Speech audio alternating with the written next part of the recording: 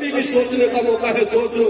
ہم جب چلتے ہوئے تمہارے گرو گھنٹال کے سلسلے میں غور کرتے ہیں، کھڑکی سے تمہارے نظر میں جھانکتے ہیں، وہاں ہمیں مچھلی منڈی نظر آتی ہے۔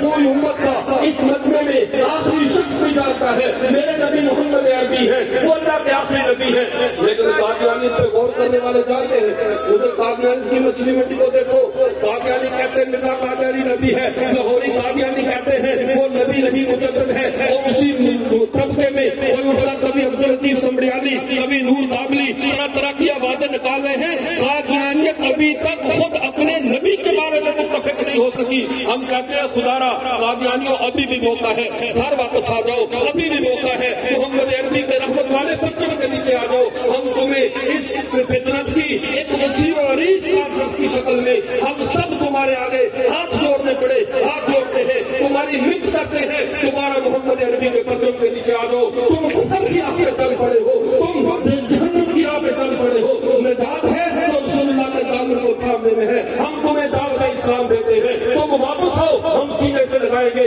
واپس آؤ، ہم ماضی کو بھول جائیں گے۔ ان الاسلام شہدی مبارکانہ قبلہ، اسلام سارے پچھلے چوہوں کو معاف کر دیتا ہے۔ آ جاؤ، رسول اللہ کا کلمہ پڑھو، اس امت کا حصہ بن جاؤ، قومی دھارے میں آ جاؤ۔ لیکن اگر ایسا نہ ہوا تو یہ امت ایسی ہے کہ پیغمبر کی ذات کی خاطر تو حضرت ابوبکر صدیق رضی اللہ عنہ نے اپنے باپ صحابہ کے چہرے پہ تھپڑ مار دیا تھا، اس بنیاد پر کہ میرے پیغمبر کا مخالف ہے۔ یہ تو حضرت ایک صحابی جن کے بارے میں عبداللہ بن ابی منافق تھے، اس نے تلوار اٹھا کر اپنے باپ کی گردن میں رکھ دی تھی۔ ہمارے رشتے